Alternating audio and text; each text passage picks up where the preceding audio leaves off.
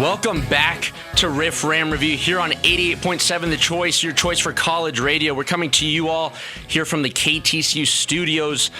My name's Ian Apisha, and I'm joined alongside by Zion Trammell and Seth Dowdle on this fine Wednesday night. We just got finished kind of debriefing that Colorado loss, and now we kind of want to move into our next segment, just recapping week one of the college football action. We saw a lot of great games this weekend. Florida State LSU was obviously one of the big title games.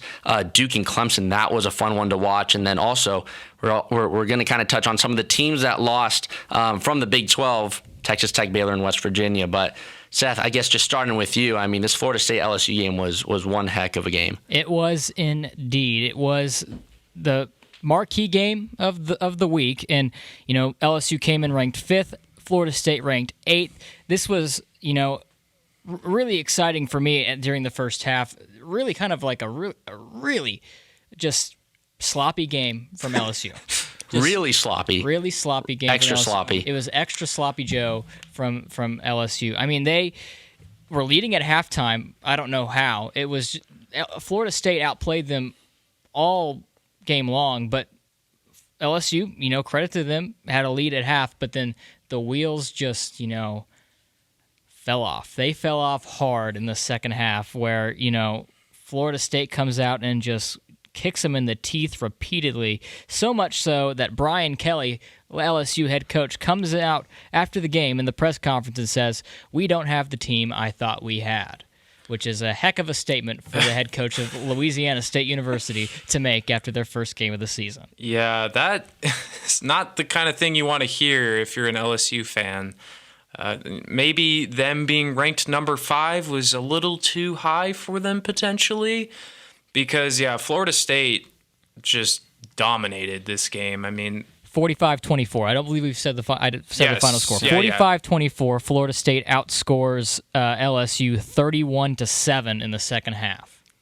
Yeah, and Jordan Travis had a pretty good game. I mean, for Florida State, he's definitely an exciting player to watch. He accounted for 5 touchdowns for the Seminoles, and yeah, it's you know, college football is good. You know, when Florida State's playing well, you know, it feels good, doesn't it, to talk about, you know, Florida State in this way?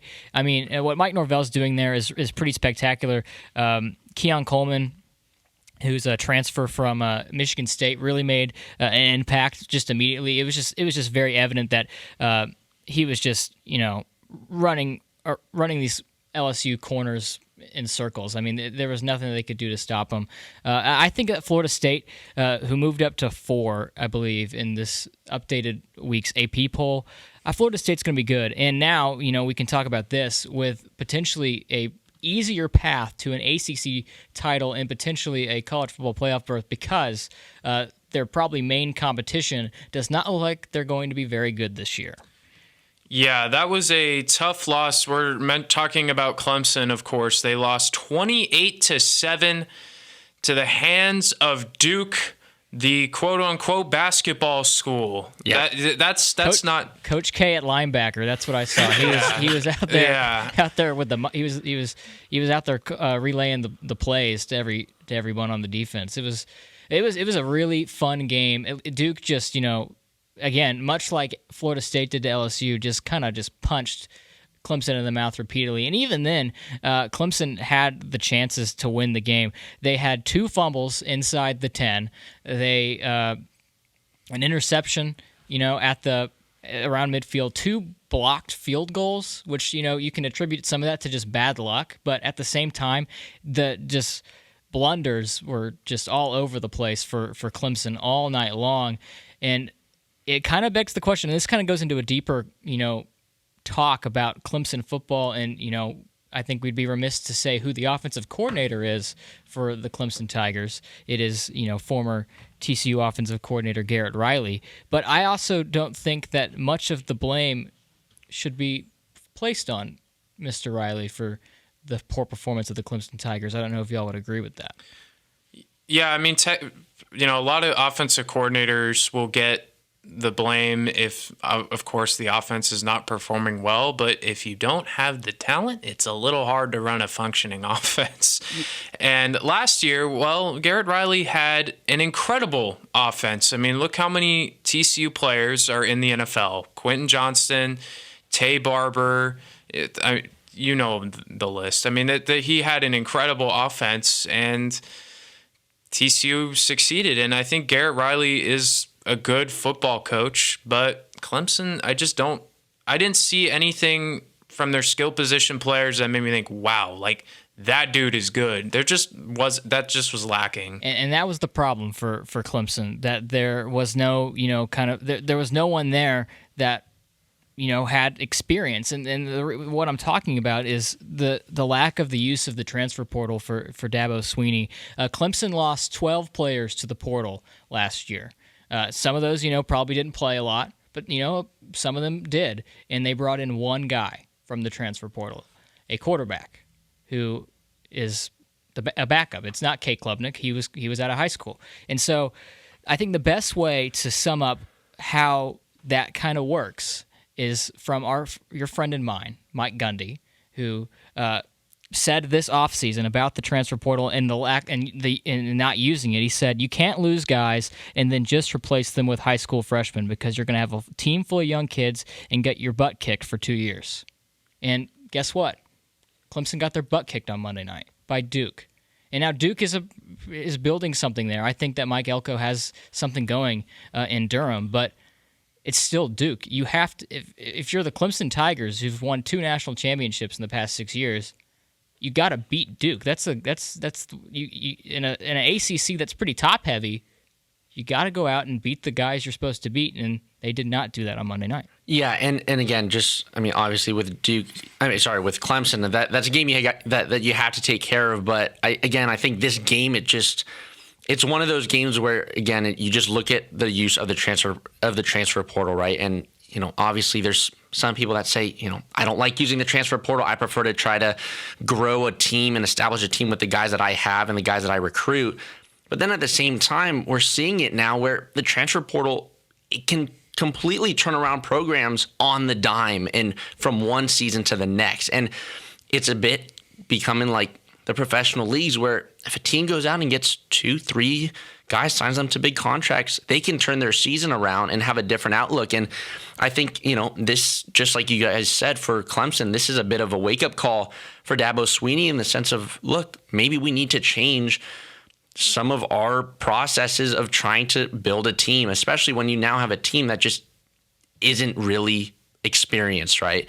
And again, with what Mike Gundy said, he's exactly right. The thing is that you can't lose guys and then expect the guys that have been under them for so long to just step up out of the blue and play like they've had experience this entire time. And I think we could even be seeing this at TCU as well, right? Where, obviously TCU did use the transfer portal a little bit here, but again, it's that inexperience, and it's not that these guys don't have that capacity to play at that level. It's just perhaps it's a bit unproven. Yeah, and we to your point, we saw 2 instances this week where 2 teams brought in a ton of kids. They completely revamped their team via the transfer portal and got big wins. I'm talking about Colorado, who brought in over 50 transfers and beat TCU. And then there's Texas State, who brought in 39 kids out of the transfer portal and beat Baylor. Did they? Wow, 39. That's crazy. I didn't know it was that many. And they completely just got G.J. Kinn is the new head coach there. Completely just got a shovel and just dug all the old stuff up and is replacing it with a new foundation. And yeah, it paid off big time, because they got a huge week 1 win, 42-31 over Baylor. That shocked me. I did not see that coming, and I know Baylor fans are probably just livid right now that they lost by 11 points in week 1. And then on top of that, Texas Tech, what's going on, Texas Tech? They received a lot of preseason hype, including myself. I thought they were going to be a lot better this season, and they still can. I won't say that their season's over, but they suffered a loss to Wyoming, and now they get Bo Nix and the Oregon Ducks next week. So there's a very very realistic situation here where Texas Tech starts off 0-2, and and Baylor has Utah coming to town. Yeah. So I'll say this from a TCU perspective and a TCU fan's perspective. Those games coming later that night certainly softened the blow of Saturday morning. And it kind of was like, you know what? We're all here and we're kind of in the same boat. Hopefully one of these guys, maybe the Horned Frogs, maybe jumps off the boat when dry land appears. But, it maybe pushes the other two to cannibalize themselves. But it's just... It was fun. It was fun to watch, two teams that are rivals of TCU just kind of and get some payback because they were both smack and talking us. Some fans. I saw some smack talk on the X app, the old Bird app, and then those tweets were quickly deleted by the time midnight rolled around.